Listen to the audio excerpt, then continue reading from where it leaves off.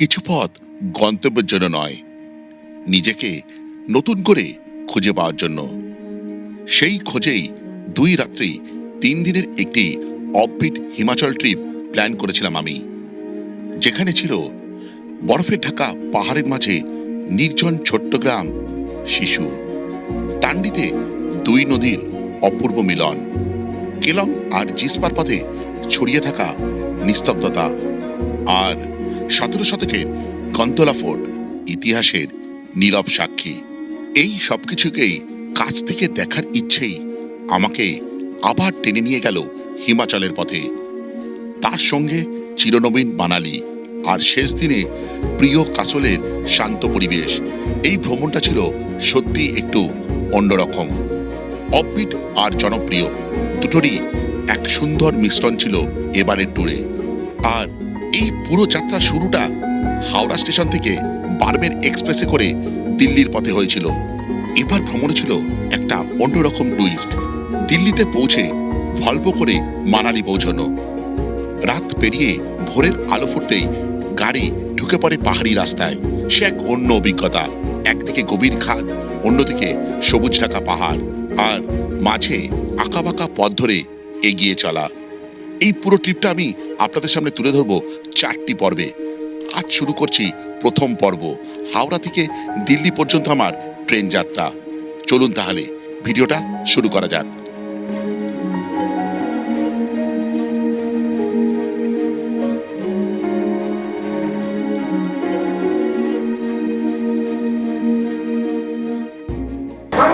Good evening. আজকে হচ্ছে April মাসের 21 তারিখ 2026। আমি আবার একটা জার্নি করতে হাওড়া রেলওয়ে স্টেশনে। এখন ঘড়িতে বাজে হচ্ছে 6:15, আর আমার ট্রেন আছে হাওড়া স্টেশনের ওল্ড কমপ্লেক্সের 14 নম্বর প্ল্যাটফর্ম থেকে। এই মুহূর্তে হাওড়া স্টেশনের টেম্পারেচার দেখাচ্ছে 35 ডিগ্রি সেন্টিগ্রেড। এই গরমের হাত থেকে নিস্তার পেতে আমি এবার পাড়ি দিচ্ছি বরফের রাজ্যে, সেটা পরবর্তীকালে বিভিন্ন এপিসোডে আসবে। আমি এবার একাই ট্রাভেল করছি, আর সেই বরফের রাজ্যে পাড়ি দিতে গিয়ে আপাতত দুটো জার্নি হবে, সেই দুটো জার্নির ভিডিও আসবে, একটা ট্রেনে, তারপর একটা ভলভো বাসে। এখনো প্ল্যাটফর্মে ট্রেন দেয়নি, আমার ট্রেন আসবে প্ল্যাটফর্ম নাম্বার 14-তে। এখানে আসার আগে একটা দারুণ ট্রেনের সাক্ষাৎ পেলাম, সেটা হচ্ছে বন্দে ভারত স্লিপারের। আমি বাইরে থেকে কিছু ভিডিওগ্রাফি করলাম, তারপর এখানে চলে এলাম। খুব ইচ্ছা রয়েছে কোনো একদিন হয়তো সেই ট্রেনে চড়া। আজকে যে ট্রেনে আমি জার্নি করতে চাই সেই ট্রেনের নাম্বার হচ্ছে 1-23-23, অর্থাৎ হাওড়া বারমের সুপারফাস্ট ট্রেনে। এই ট্রেনেই আমি আজকে জার্নি করতে চলেছি। পরবর্তী ইনফরমেশন আরও দেবো। তারপরে এই ব্যস্ততম হাওড়া স্টেশনে আমি জানি না আপনারা আমার কথা শুনতে পাচ্ছেন কিনা, কিন্তু আমার কথা বলতে বেশ অসুবিধা হচ্ছে, চারদিকে এত ভিড়।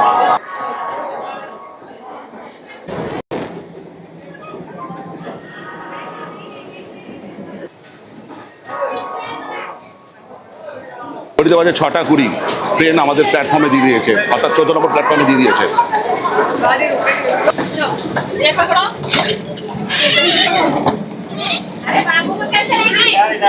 আমি অনেকদিন পর সুটকেস নিয়ে যাত্রা করছি সোলো, তাই জন্য কি করেছি, প্ল্যাটফর্ম থেকে একটা চেন তালা কিনলাম। এই যে এরকমভাবে এটাকে একদম ভালো করে সুরক্ষিত করেছি। তবে এই সুটকেসটা আমি কিনেছি ফ্লিপকার্ট থেকে, কেমন হয়েছে অবশ্যই বলবেন, তার লিঙ্ক আমি দিয়ে দিলাম ভিডিওতে, অবশ্যই বলবেন। কিন্তু এটা সিঙ্গেল পার্সনের জন্য ব্যাপক। আমাদের ট্রেন 12323 বারমের সুপারফাস্ট তার গন্তব্য থেকে রওনা দিল। আমার গন্তব্য হচ্ছে 1444 কিলোমিটার দূরের ওল্ড দিল্লি জাংশন, আর এই যাত্রাপথ যেতে আমাদের সময় লাগবে প্রায় 20 ঘন্টা মতন, যদি ঠিকঠাক যায়। আর এই যাত্রাপথের মোট হল স্টেশন হচ্ছে 8টা। আমি যেখানে বসেছি সেখানটা একটু অন্ধকার, আর এই সময় যদি বলা যায় এই ট্রেনটার আমার সিট পড়েছে 3 টায়ার, এসি 3 টায়ারের। এসি 3 টায়ারের সিট কম্পোজিশন তো আপনারা মোটামুটি সবাই জানেন, কিন্তু যেটা একটা মিসিং সেটা হচ্ছে একটা রিডিং লাইট থাকলে খুব ভালো হতো। এটা LHB কোচ। এই ট্রেনের হাইয়েস্ট পারমিসিবল স্পিড হচ্ছে 130 কিলোমিটার প্রতি ঘন্টা, আর অ্যাভারেজ পারমিসিবল স্পিড হচ্ছে 70 কিলোমিটার প্রতি ঘন্টা। কিন্তু যেটা বলার সেটা হচ্ছে ওই মিসিং হচ্ছে একটা রিডিং লাইট, কারণ আমি ওখানটা অন্ধকার লাগছে, একজন ওপরে শুয়ে রয়েছে, তাই জন্য লাইটটা বন্ধ করে দিল। যাই হোক, যেটা বলার সেটা হচ্ছে আমাদের পরবর্তী হল স্টেশন হচ্ছে আসানসোল স্টেশন, আর আমাদের হাওড়া স্টেশন থেকে সেই স্টেশনের দূরত্ব হচ্ছে 199 কিলোমিটার, প্রায় 200 কিলোমিটারের কাছাকাছি। অনেকে আমাকে বলে যে দাদা আপনি তৎকালে টিকিট কাটেন কিভাবে? যেমন করে সবাই কাটে সেরকম করে আমি কাটি। আর তৎকালে টিকিট কাটি কোন অ্যাপ দিয়ে? এই যে রেল ওয়ান যে অ্যাপ আছে, এই দিয়েই আমি টিকিট কাটি। সাধারণত 6 মাস 8 মাস আগে রেলের তরফ থেকে প্রায় বা আইআরসিটিসির তরফ থেকে প্রায় 3.5 বা 4 কোটি বেনামি অ্যাকাউন্ট সাসপেন্ড করা হয়। তারপর থেকে কিন্তু তৎকাল টিকিট পাওয়াটা একটু সহজতর হয়েছে, যদি ইন্টারনেট স্পিড আপনার ঠিক থাকে আর ভাগ্য যদি আপনার সঙ্গে মানে বিট্রে না করে, তাহলে টিকিট পেয়ে যাবেন। ঘড়িতে বাজে 8:05। যেটা বলার আপনাদের সঙ্গে শেয়ার করার সেটা হচ্ছে, আমি বরাবরই ফ্লাইটের থেকে ট্রেনে যাত্রা করতে প্রচণ্ড স্বাচ্ছন্দ্য বোধ করি। তার নিদর্শন এক্ষুনি পেলাম। সেটা হচ্ছে, আমি যখন উঠেছিলাম তখন আমার হাতে দুহাতে লাগেজ ছিল, তো আমি জলের বোতল কিনতে ভুলে গেছিলাম বা হয়ে ওঠেনি। প্রচণ্ড জল তেষ্টা পাচ্ছে, বাইরে প্রচণ্ড গরম ছিল, আমি হয়ে ওঠেনি জলের বোতল কেনা। তো আমি ভাবলাম যে ট্রেনে উঠে প্যান্ট্রি থেকে জলের বোতল পেয়ে যাব, কিন্তু অনেকক্ষণ, প্রায় ধরুন এখন ট্রেন ছেড়েছে প্রায় 1 ঘন্টার উপরে হয়েছে, তাও জলের বোতল পাইনি। তারপর আমার খুব প্যাসেঞ্জার একজন ছিলেন, দাদার নামটা কি দাদা? বিকাশ দা। তখন আমি টিটি এসেও তাকে বলছি জলের বোতল জন্য, ওই বিকাশ দা নিজের জলের বোতল ছিল, উনি আমাকে দিয়ে বলেন, দাদা আপনি অনেকক্ষণ ধরে দেখছি জলের বোতলের জন্য চেষ্টা করছেন, তো আপনি এটা রাখুন, পরে যখন আসবেন আমাকে দিয়ে দেবেন জলের অন্য জল বোতল। তো এইটাই হচ্ছে ব্যাপার। সেটা হচ্ছে এই যে আত্মীয়তা ট্রেন জার্নিতে গড়ে ওঠে, হয়তো কিছুক্ষণের জন্য, হয়তো 1 দিন বা 2 দিনের জন্য, সেটা আমি বারবার মানে কি বলবো ফিরে পেতে চাই। এই জন্য ট্রেন জার্নি আমার কাছে প্রচণ্ড ভালো লাগে, ট্রেন ব্লগ এই জন্যই করি। এই জন্য ফ্লাইটে যাত্রা করতে আমার অতটা আমি স্বাচ্ছন্দ্য বোধ করি না, কখনো কখনো করতে হয়, কিন্তু ট্রেন যাত্রা বরাবরের প্রিয়। এই ছোট্ট একটা ঘটনাই তার প্রমাণ দেয়। অনেকক্ষণ যত চায়ের অপেক্ষা করছিলাম, অবশেষে এই 1 কাপ চা পেলাম, তাও আমাদের করছি না, আমি B2-তে এসে চা পেলাম। ও বললো এখানেই চা পান করে যান, তাই তো B5 পর্যন্ত যেতে যেতে চা আর থাকবে না। ঘড়িতে বাজে হচ্ছে 8:10, আর জলও ছিল না। এই যে জল দেখুন আমি নিয়েছি দুটো, ওই দাদাকে দিতে হবে, বিকাশ দাকে একটা, আর একটা আমার জন্য নিয়েছি। আর এই যেতে যেতে একটা ছোট্ট ইনফরমেশন দিই, সেটা হচ্ছে কেন আমি রাজধানীতে না চড়ে বারবেরে করে দিল্লি যাচ্ছি। এটা একটা কারণ হচ্ছে, এটা ইকোনমিক্যাল, কেননা রাজধানীর টিকিটের দামের থেকে বারবেরের টিকিটের দাম অনেকটাই কম, প্রায় 1000-1200 টাকা মতন কম। আর 2 নম্বর হচ্ছে রাজধানীতে চড়ার অভিজ্ঞতা আছে, তার ব্লগ আমার চ্যানেলে আছে, যেটা আপনারা প্রচণ্ড পছন্দ করেছিলেন। পারলে আমি এই ভিডিওর ডেসক্রিপশনে আমি দিয়ে দেবো। রাজধানীর সঙ্গে এই ট্রেনের কোনো তুলনাই হয় না। রাজধানী একটা টপ ক্লাস ট্রেন, আর এই ট্রেন টপ ক্লাস কিনা সেটা তো কালকে পৌঁছানোর পরে জানা যাবে। আমার যেহেতু কালকে বাস আছে 8:30, তাই জন্য সকাল সকাল না পৌঁছে আমি চেয়েছিলাম এমন ট্রেনে দুপুর বা বিকেল নাগাদ যেন পৌঁছায়, তার জন্য এই ট্রেনটা একদম পারফেক্ট ছিল। এখন ফিঙ্গার ক্রস যেন ট্রেনটা ঠিকঠাক টাইমে পৌঁছায়। যাত্রাপথে আমাদের প্রথম হল্ট করতে চলেছে আসানসোল স্টেশন।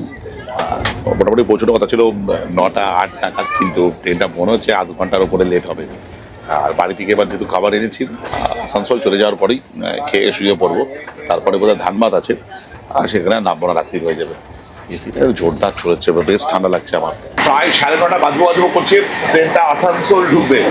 যেটা বলার, ওয়াশরুম কিন্তু ক্লিন, পরিষ্কার পরিচ্ছন্ন, এবং আমরা যেখানে রয়েছি মানে আমাদের বার্থ এবং বার্থের আশেপাশের অঞ্চলও পরিষ্কার পরিচ্ছন্ন। সিলের কল দিয়ে জল পড়ছে, আর হ্যান্ড ওয়াশ আছে। যেটা বলার সেটা হচ্ছে আপাতত অভিজ্ঞতা ঠিকঠাক। এখনো আমি খাইনি, আমি কিছুক্ষণ করছিলাম, আর আজকে ভিডিও আসবে আমার, তার ডিসক্রিপশন তৈরি করছিলাম। আর এই ট্রেনে খাওয়ার জন্য কোনো অসুবিধা নেই। এখানে আপনারা পেয়ে যাবেন आईआरसीटीसी तरफ से मिल अंडा मिल कितना करके 90 और चिकन 130 बिल मिलेगा ना। আচ্ছা, হাওড়া থেকে প্রায় 199 কিলোমিটারের যাত্রা সম্পন্ন করে অবশেষে আসানসোল জাংশন স্টেশনে ট্রেন এখানে 8 ঘন্টার ওপরে লেট। আর আপাতত ট্রেন জার্নি ঠিকঠাকই হচ্ছে, এসিটা বহুত জোরে চলছে, আমি মাঝে মাঝে এখানে চলে আসছি এত ঠান্ডা লাগছে বলে। যেটা বলা সেটা হচ্ছে, আমরা আছি আসানসোল স্টেশনের 4 নম্বর প্ল্যাটফর্মে, আর এখানে ট্রেনের হল টাইম হচ্ছে 5 মিনিটের। আর আরও ভালো করে বললেন, এই যাত্রাপথে এটা আমাদের প্রথম হল স্টেশন। আর এখানে টেম্পারেচার দেখাচ্ছে প্রায় 35 ডিগ্রি সেন্টিগ্রেড, যেটা হাওড়াতে দেখাচ্ছিল সেটাই দেখাচ্ছে, কিন্তু এখনও ঘাম হচ্ছে না, এটা একটা ব্যাপার। যাই হোক, এইবার ট্রেনটা ছাড়লে এর পরের হল স্টেশন হচ্ছে ধানবাদ। 9:42 বাজে ট্রেনটা ছেড়ে দিল এখান থেকে। চলো না এবার খেয়ে নিই। দেখা বাড়িতে খানা হচ্ছে এই আমাদের লুচি আর হচ্ছে আলু ভাজা, যেটা হচ্ছে আমি লুচি অনেকগুলো এনেছি, এখন তো খেতে পারবো না, আর কালকেও এটা হয়ে যাবে আমার। আমি বাইরে থেকে আবার কিছুই কিনে খাবো না সেরকম টুকটাক। 10:10 খেলাম আলু ভাজা লুচি, কি আর হবে। আর তবে মিষ্টি থাকলে একটু ভালো হতো, কিন্তু আলু ভাজা আর লুচি দেখলে আমার ছোটবেলার স্কুলের কথা মনে পড়ে যায়। মা অনেক সময় দিত, বেশিরভাগ সময় রুটি আর আলু ভাজা নিয়ে যেতাম। বেগুন ভাজার সময় রুটি খেতেও আমার বন্ধ লাগে না, কিন্তু এইগুলো খেলে একটু নস্টালজিক লাগে। ছোটবেলায় কথা মনে পড়ে যায়, স্কুলের কথা মনে পড়ে যায়। এখনো শোয়ার সময় হয়নি, একটু জেগে থেকে এখন আমার যে ওপরে যে সিটটা এখনো কেউ আসেনি। মিষ্টি খুঁজছিলাম, মিষ্টি হাজির। এই যে দই দিলাম, আমি যে দই খেলাম তার পরিবর্তে ফোনপে পেমেন্ট করলাম। কাকে দেখুন, দেখতে পাচ্ছেন? ধানবাদ স্টেশন আসছে। হাওড়া থেকে 257 কিলোমিটারের জার্নি করে অবশেষে ধানবাদ স্টেশনে। আর এখানে ট্রেনের হল টাইম মাত্র 2 মিনিটের। এই যাত্রাপথে এটা আমাদের 2 নম্বর হল। আর এবার আমি শুয়ে পড়বো, আর ভাল লাগছে না। তারপর যা কথা হবে কালকে সকালবেলা। আর যেটা বলার, এখানে টেম্পারেচার দেখা যাচ্ছে 32 ডিগ্রি সেন্টিগ্রেড। আর এই মুহূর্তে আমরা আছি ধানবাদ স্টেশনের 3 নম্বর প্ল্যাটফর্মে। আমি উঠে পড়ি, উঠে পড়ে আমার নিজের জায়গায় যাই, গিয়ে শুয়ে পড়ি। আবার বাদ বাকি আরও ইনফরমেশান দেবো, কেন ভিডিওটা কিন্তু কন্টিনিউ হবে। কালকে 3:30-4টের দিকে আমি নামবো দিল্লি স্টেশনে। একটা ভিডিও অনুরোধ রইল, সেটা হলো আপনারা আমার ভিডিও দেখেন, কমেন্ট করেন, কিন্তু অনেকে সাবস্ক্রাইব করা থেকে এড়িয়ে যান। প্লিজ, যদি আমার ভিডিওগুলো ইনফরমেটিভ হয় অথবা আপনাদের এন্টারটেইন একটু হলেও করে থাকে, তাহলে সাবস্ক্রাইব করার অনুরোধ রইল। ওই সাবস্ক্রাইব করার যে সংখ্যাটা, সেটা আমাকে অনুপ্রাণিত করে, উদ্বুদ্ধ করে আরও ভালো ভালো ভিডিও বানানোর জন্য। তাহলে বাদ বাকি কথা হবে কালকে সকালবেলা।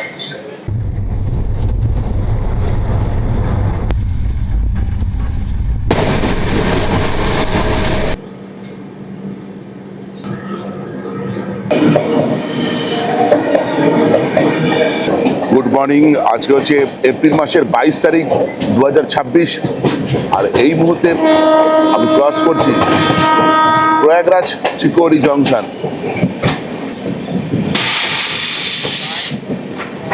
আর এখানে আসতে পড়ে যায় গত বছর যে কুম্ভ মেলা হয়েছিল, সেই কুম্ভ মেলা যখন আমি সৌপর্ণ এসেছিলাম তখন এই স্টেশনেই নেমেছিলাম। এখন ঘড়িতে বাজে 6:20।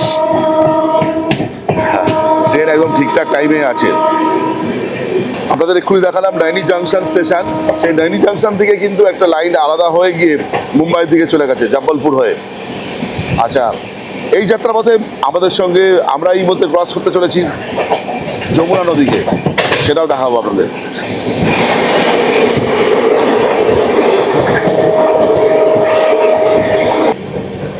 যমুনা ব্রিজ।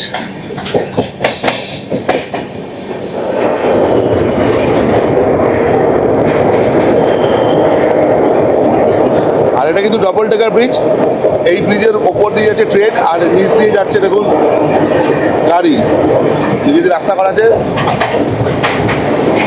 গত বছর আমি আর সৌপর্ণ এই যমুনা নদী, গঙ্গা নদী আর সরস্বতী নদী যে সঙ্গম আছে, সেখানে স্নান করেছিলাম। খুব সুন্দর লাগছে, সকাল সকাল দারুণ লাগছে। বারাণসী নিউ দিল্লি বন্দে ভারত, এটা দুপুরবেলা ছাড়বে 22415। ব্যাপক ফ্রেম কিন্তু।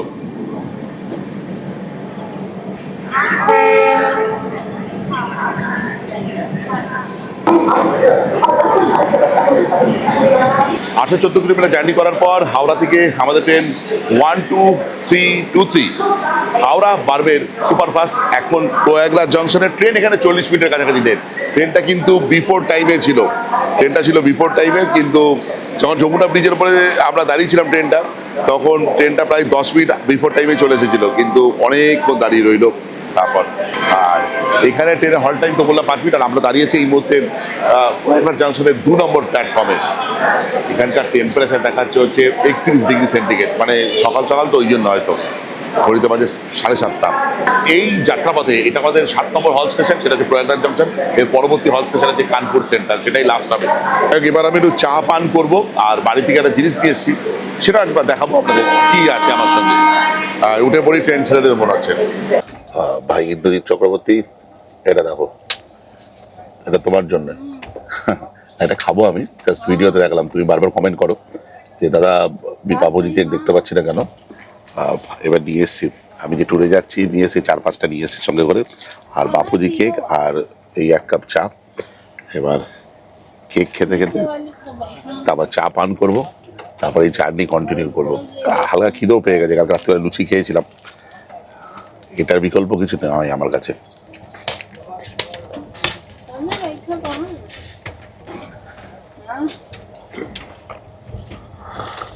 এই ট্রেনের কোচ পজিশন সম্বন্ধে একটু বলে দিই। আপনার এইতে আছে 4টে জেনারেল কোচ, 7টা হচ্ছে স্লিপার, আর 4টে হচ্ছে এসি 3 টায়ার, 2টো হচ্ছে এসি 2 টায়ার, আর একটা হচ্ছে হাইব্রিড কোচ যেখানে ফার্স্ট ক্লাস এবং এসি 2 টায়ার একসঙ্গে আছে। এইসব কোচে যাত্রা করলে কি ভাড়া পড়বে, মানে হাওড়া থেকে দিল্লি পর্যন্ত, তার একটা চার্ট বা তালিকা আমি দিয়ে দিলাম স্ক্রিনে। একটা ব্যাপার বলে দিই যে এই ট্রেনে কিন্তু প্যান্ট্রি কার আপনি পেয়ে যাবেন, এছাড়া অনবোর্ড ক্যাটারিং এর সুবিধা আছে এবং ই ক্যাটারিং এর সুবিধাও আছে। আমি এবার বাড়ি থেকে খাবার নিয়ে এসেছি, মানে নো টেনশন, আমি কিনে খাবার খাচ্ছি না। ওই লুচি নিয়ে এসেছি বেশি করে, আলু ভাজা তো আছে, আর আমার লুচির সঙ্গে চা খেতে বা লুচি দিয়ে চা পান করতে কিন্তু আমার দারুণ লাগে।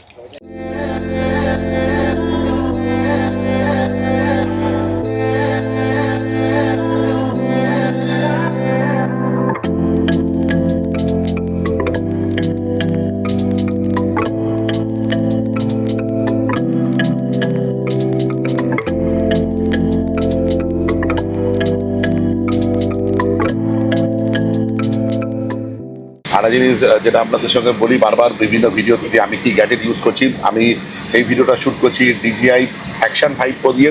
কালকে হাওড়া স্টেশন থেকে যখন ভিডিওটা শুরু করেছিলাম তখন যে ব্যাটারি চলছিল এখনও সেই ব্যাটারি চলছে। দারুণ battery life, fantastic, night vision দারুণ। আপনারা যারা কন্টেন্ট ক্রিয়েশন বা যে কোনো শখে এই ক্যামেরা কিনতে যান অবশ্যই কিনতে পারেন, নির্দ্বিধায় কিনতে পারেন, এর লিঙ্ক দিয়ে দেবো আমি ভিডিওতে।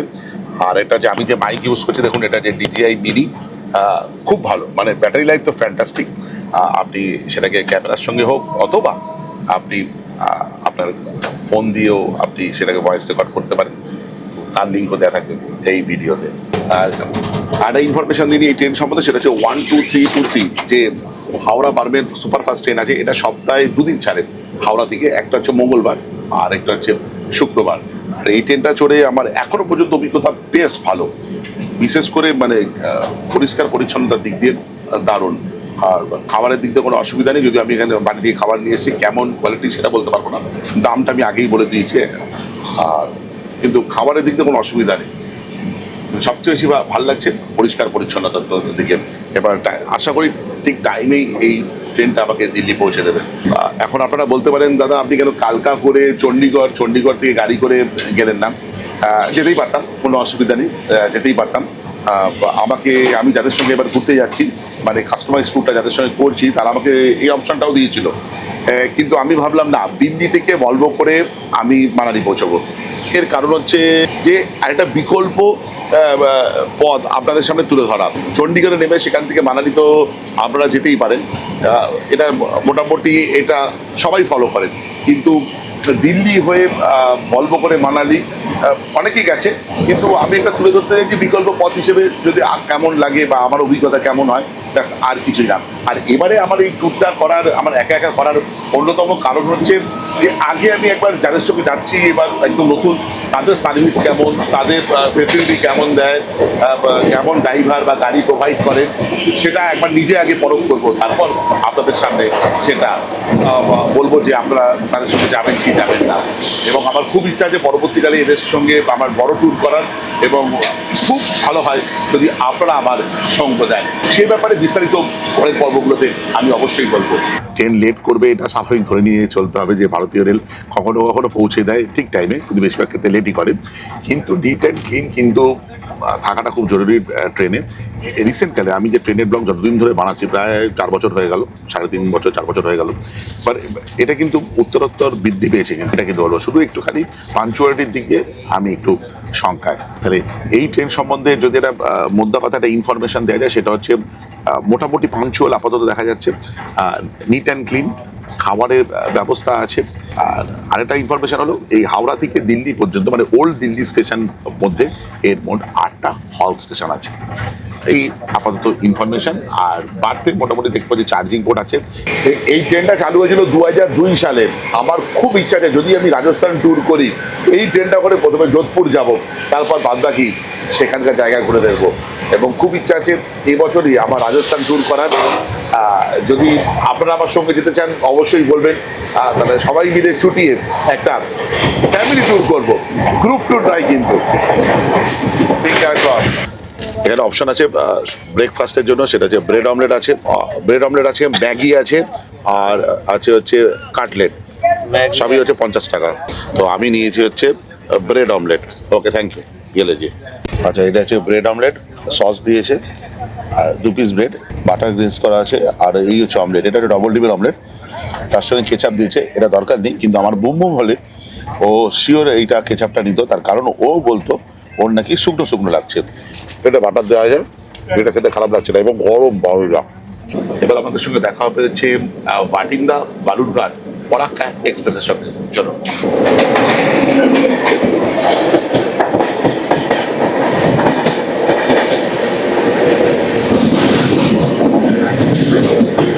এটা প্রায় 1 ঘন্টা লেট করে কানপুর সেন্ট্রালে প্রবেশ করছে। দিল্লি বারাণসী বন্দে ভারত দেখুন জাস্ট প্রবেশ করেছে আপনার কানপুর সেন্ট্রালে। আমি জাস্ট দেখাই, দেখুন আপনি দেখতে পাবেন কিনা জানি না, জাস্ট পাম্প দিয়ে দেখুন বন্দে ভারত জাস্ট দেখা যাচ্ছে, এই বন্দে ভারত জাস্ট প্রবেশ করলো। আর আমরাও প্রবেশ করলাম হচ্ছে কানপুর সেন্ট্রাল স্টেশনে। ঘড়িতে প্রায় 10টা 10, 1 ঘন্টার উপরে ট্রেনটা লেট। হাওড়া থেকে 1009 কিলোমিটার যাত্রা সম্পন্ন করে অবশেষে কানপুর সেন্ট্রাল স্টেশনে এই যাত্রাপথে এটাই আমাদের অন্তিম হল স্টেশন। আর ট্রেন এখানে 1 ঘন্টার উপরে লেট। আর এখানে ট্রেনের হল টাইম মোটামুটি 5 মিনিট দেখাচ্ছে। বাইরে মারাত্মক গরম, মানে প্রায় 40 ডিগ্রি সেন্টিগ্রেড দেখাচ্ছে এখানে। আর কানপুর সেন্ট্রাল স্টেশনে আমরা যে প্ল্যাটফর্মে দাঁড়িয়েছি, এই প্ল্যাটফর্ম নম্বরটা বোঝা যাচ্ছে না ঠিক কত নম্বর প্ল্যাটফর্মে। আমি আর দাঁড়াচ্ছি না, গরম লাগছে, প্রচণ্ড গরম। আমি উঠে পড়ি, প্রচণ্ড গরম। বাইরে দেখাচ্ছে 41 ডিগ্রি সেন্টিগ্রেড, মানে প্রচণ্ড গরম, বাপরে বাপ। বিভিন্ন স্টেশন চলে যাচ্ছে। এর পরের যে হল স্টেশন মানে দিল্লি স্টেশনে আমি নেমে যাব, কিন্তু সেটা আসতে এখন অনেক দেরি আছে। এখনো পর্যন্ত এটা আমি বাড়ি থেকে নিয়ে এসেছি রিল হার্টসটা। এখনো পর্যন্ত আমি ট্রেনে খাওয়া দাওয়ার খরচা করেছি, হিসাব করে দেখলাম 135 টাকা মতন।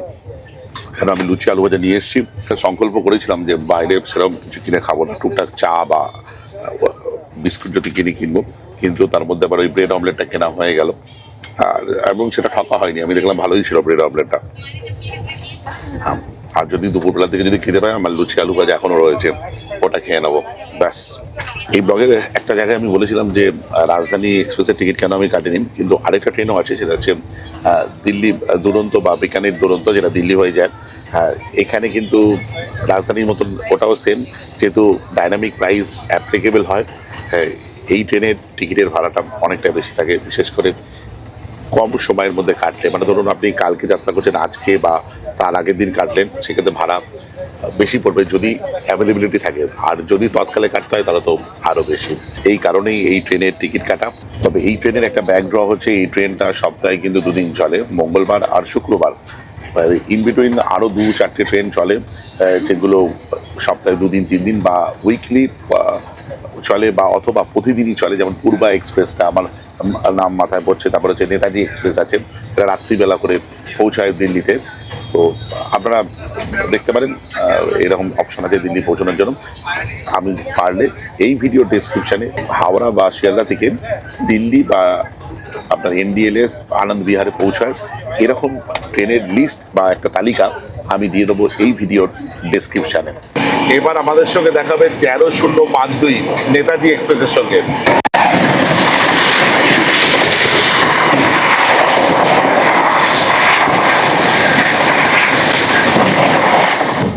ঘড়িতে বাজে এখন 12:10, আর খুব শিগগিরই আমাদের সঙ্গে সাক্ষাৎ হতে চলেছে 18:310 সম্বলপুর এক্সপ্রেসের সঙ্গে।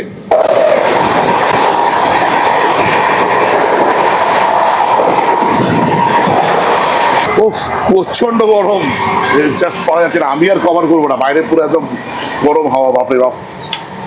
43 ডিগ্রি সেন্টিগ্রেড, দিল্লি মে 45। ভাই বলছে দিল্লিতে 45 ডিগ্রি সেন্টিগ্রেড। বাজে 1:25। আমি আমার লাঞ্চ, যেটা কালকে ডিনার ছিল সেটাই আজকের লাঞ্চ। তার কারণ হচ্ছে আমি এবার ঠিক করেছি ট্রেনের বাইরের খাবার খাবো না, বাড়ি থেকে এটাই নিয়ে এসেছি। আর এটা কনভিনিয়েন্টও। আমার লাঞ্চ হয়ে গেছে, ঘড়িতে বাজে 1:35, আর আমরা এই মুহূর্তে ক্রস করছি হাথরাস জাংশন। ট্রেনটা যা দেখাচ্ছে দিল্লি পৌঁছতে সময় লাগবে 3:45 বা 4টে বেজে যাবে, মানে ঘন্টাখানেক মতো লেট হবে। আর যেটা মনে হচ্ছে আমার পক্ষে বেশ ভালোই। তার কারণটা আমি বলছি, এই মাত্র আমি লাঞ্চ করার পর হাত ধুতে গেলাম, জাস্ট দেখা যাচ্ছে না কোনো ক্রমে হাতটা জলটা এত গরম, মানে বাইরে প্রচণ্ড গরম। আর দিল্লিতে তো বলছে 45°C। একজনকে জিজ্ঞেস করলাম। যাই হোক, যদি একটু দেরিতে পৌঁছায় তাহলে কি হবে, আমাকে একটু কম গরমের মধ্যে ওখানে থাকতে হবে, একটু বিকেল পৌঁছলে সুবিধা হবে, হয়তো তাপটা কিছুটা কম হবে। দেখা যাক, ওখানে গিয়ে এক্সপিরিয়েন্স তো হোক, সেটা আপনাদের সঙ্গে ভিডিওতে শেয়ার করবো পরবর্তীকালে। আপনারা যদি আসেন তাহলে আপনাদেরও একটা আইডিয়া হয়ে যাবে। ঘড়িতে বাজে 2:25, ট্রেনটা দিল্লি পৌঁছানোর কথা 3:15 নাগাদ, কিন্তু অনেকটা পিছিয়ে রয়েছে। কিন্তু ট্রেনটা টানছে দেখুন পুরো, মানে কনস্ট্যান্টলি ও 130-এর কাছাকাছি কিন্তু টেনে যাচ্ছে ব্যাপক। এখন বাজে 2:25, দেখা যাক 3:15 নাগাদ পৌঁছোয় কিনা। কিন্তু আমার মনে হয় একটু দেরিতে পৌঁছলে আমার কোনো অসুবিধা হবে না। বাধ্য হয়ে একটুখানি বাইরেটা দেখাই না তো আমারও যেমন মোনোটোনাস লাগছে বসে বসে। আর ওপরে যে হাইওয়েটা দেখতে পাচ্ছেন, এটা ইস্টার্ন পেরিফেরাল হাইওয়ে, এই ওপরে চলে যাচ্ছে। ঘড়িতে বাজে 3:05। এই মুহূর্তে আমাদের ট্রেন যাচ্ছে গাজিয়াবাদ দিয়ে। আর যা ওয়ার ইজ মাই ট্রেন দেখাচ্ছে, ট্রেন একদম ঠিকঠাক টাইমেই আছে, মানে 1 ঘন্টা যে লেট ছিল অনেকটা মেকআপ করেছে। এখন দেখা যাক কটার সময় পৌঁছায়। প্রয়াগরাজে একবার যমুনা ক্রস করেছিলাম, সেটা আপনাদের এই ভিডিওতে প্রথম দিকে দেখিয়েছি। এবার আমরা যমুনা ক্রস করতে চলেছি ওল্ড দিল্লি স্টেশনে পৌঁছানোর আগে পর্যন্ত। আর এই মুহূর্তে আমরা যে ব্রিজটা দিয়ে যাচ্ছি, এটাও ঠিক প্রয়াগরাজে যেরকম ব্রিজ ছিল সেরকমই।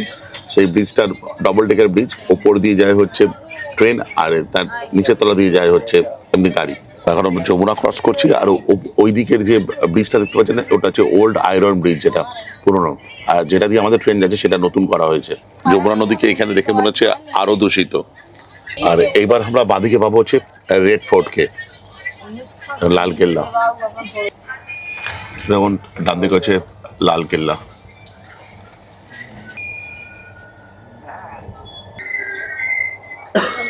4:35, 1 ঘন্টা 20 মিনিটের ওপর লেট ট্রেনটা। আই থিঙ্ক এইবার ওল্ড দিল্লি স্টেশনে প্রবেশ করছে ট্রেনটা। এখন হচ্ছে 4:35 বেজে গেছে। অবশেষে আমরা দিল্লি জাংশন রেলওয়ে স্টেশনে।